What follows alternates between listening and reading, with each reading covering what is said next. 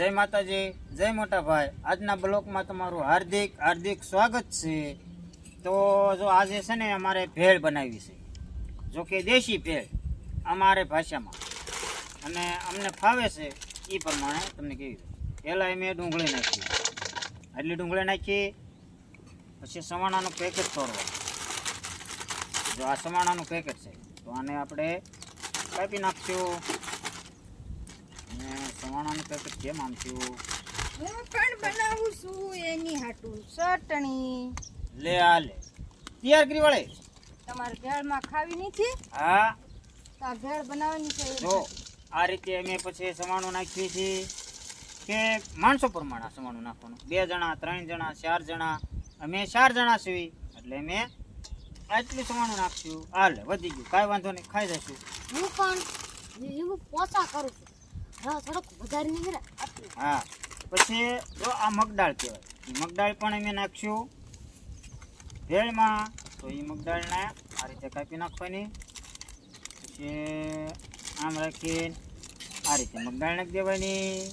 તો મગદાળ નાખીએ છે 1 પડીકી, અથવા 1 પડીકી નાખો તો હાલે, 2 પડીકી નાખો તો હાલે. એમ થાય 10 જણાની છે તો આપણે એમ માનો 5 પડીકા નાખી દેવાના. એટલે અમે 4 જણા છીએ તો અમે 2 પડીકી નાખી દઈશું. જો આ રીતે પાછા નાખી દેવાની મગદાળ. હાલો, આ મગદાળ નખાઈ ગઈ. મગદાળ નાખ્યા પછી આ તૂટી ગયેલું છે. પછી જો શું આવે છે, હા આ કાલું સેવ, એટલે કાલું સેવ નહીં, આલુ સેવ. ભૂલાઈ જાય, મને વાંચતા ઓછું આવડે છે ને એટલે. આને કહેવાય આલુ સેવ. તો જો હવે આલુ સેવ કાપી નાખીએ. હાલો, તો આલુ સેવ પણ 1 પડીકું નાખી દીધું. કેમ નહીં ખાતું? હાલો નખાઈ ગયું. જો આલુ સેવનું 1 પડીકું નાખી દીધું. અને પાછા અમે વાડીએ રહી છીએ એટલે અમે આ રહ્યું ને એ નાખી ન દેવી, અમે એને આમાં પેક કરી મૂકી દેવી. ચૂલો જગવન થાય ત્યારે પણ કામ આવી. અને આ છે સેવ મમરા. જો આ તીખા સેવ મમરા, સેવ મમરા પણ નાખી દીધા.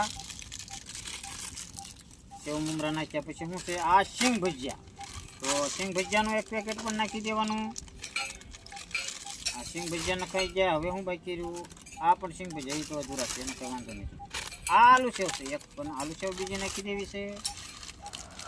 કેવી મસ્ત મસ્ત ભેળ બની ગઈ. પછી પાછી ડુંગળી નાખી દેવાની. જો આમ રાખીને પાછી ડુંગળી નાખી દેવાની. ટમેટા હોત નાખવાના હોય પણ અમારે હાજર છે નહીં એટલે ટમેટા કાંઈ નાખવા નથી. હાલો, આટલી ડુંગળી. પછી આ ડુંગળી નાખી. પછી હવે બાકી શું રહ્યું, થોડુંક સવાણું પાછું નાખી દેવી, કારણ કે સવાણું કમ્પ્લીટ થઈ જાય. પછી બધા જો આમ આમ ને આમ હલાવે, એમ મને નહીં ફાવે, મને સીધું આમ. અને આમ કરી નાખવાનું. એટલું આમ ભેગું કર્યું. લીંબુ લાવી જયદીપ, અમારે જયદીપભાઈ લીંબુ લઈને બેઠા છે. તો લીંબુ નાખવાના. પછી લીંબુ હંમેશા જો કે તમને બધાને ફાવતું હોય આ રીતે કાપવાનું, અને બી કાઢવા પડશે. હાલો, બી કાઢી નાખો. જયદીપભાઈ ફડાકો રાખો ઝપટ. પછી રવાનો કાઢી નાખતો, લીંબુનું બી કાઢીએ. ઉડાડમાં આંખમાં સાટો ઉઠશે. હે હા, નહીં છે, લીંબુ નાખવાનું જ છે. તો જો આ લીંબુ આમાં નાખ્યું છે મેં આટલું. પછી જે પ્રમાણે જેને ખટાશ ભાવે એ પ્રમાણે, અમારે ખટાશ ખાવા જોઈએ એટલે અમે ખટાશમાં લીંબુ વધારે નાખી દઈએ. લાવો હજી 1 નાખી દઈએ. બસ એવું નહીં સોય જ હોય, એમાં કંઈ બાકી ન હોય એટલે હશે. હાલો, આટલું આ નાખ્યું. પછી હવે આને લીંબુનું પાછું કાપી નાખો. હાલે લે, જો સટકી ગઈ, લાગી ગઈ સાપુ. કાંઈ વાંધો નહીં, જરીક લાગી છે એટલે વાંધો નથી. જો જાજી લાગી હોય તો કેટલું લોહી નીકળી જાય, શું કરવું? તો એટલે આ સાકુ વાગે નહીં એટલે બ્લેડ વાળી ઓછી લેવાય. નકર વાગી ગયું હોય તો હોસ્પિટલ દાખલ, દવાખાને જવું પડે, પાટો બાંધવો પડે. હા, બ્લેડ સાકુ. આ સાકુ બહુ સારી છે પણ વાગી બહુ જાય છે. કાંઈ વાંધો નહીં, આપણે હવે એમ રાખશું. સાકુ ભલે સારી રહે પણ આપણે ધ્યાન રાખવું જોઈએ ને. તો હવે પછી આમાં લીંબુ પાછું નીચી દેવી. મસ્ત મસ્ત થઈ ગઈ. હો જામી હો.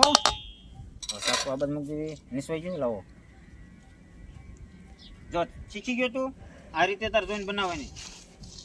હવે આ બે સાકું હોય થાળી હોય અને પર મૂકી દેવાનું આવશે અને જે વધ્યું હોય હાલો વાટકા લઈ આવો. મૂકી દેવાનું આવશે વાટકા ને સમસી લેતો આય. અને પછી આ વાંધો થઈ જાય વૈક્યાન સમજી લેવા જવાનું આવે છે. તો બસ હવે આપણે આ બધાને પીરહી દેવી, પછી બધા ખાવા મળે. અને આ થઈ ગઈ છે ભેળ તૈયાર. જો આ ભેળ થઈ ગઈ છે તૈયાર, કમ્પ્લીટ થઈ ગયું છે. હવે મળવાનું ખાવા. તો બસ આજનો બ્લોગ અમારો અહીં સુધી જ હતો. તમને ગમ્યો હોય તો લાઈક, કોમેન્ટ, શેર, સબસ્ક્રાઇબ કરવાનું ભૂલતા નહીં. ક્યાં સુધી બધાને બાય બાય, જય માતાજી.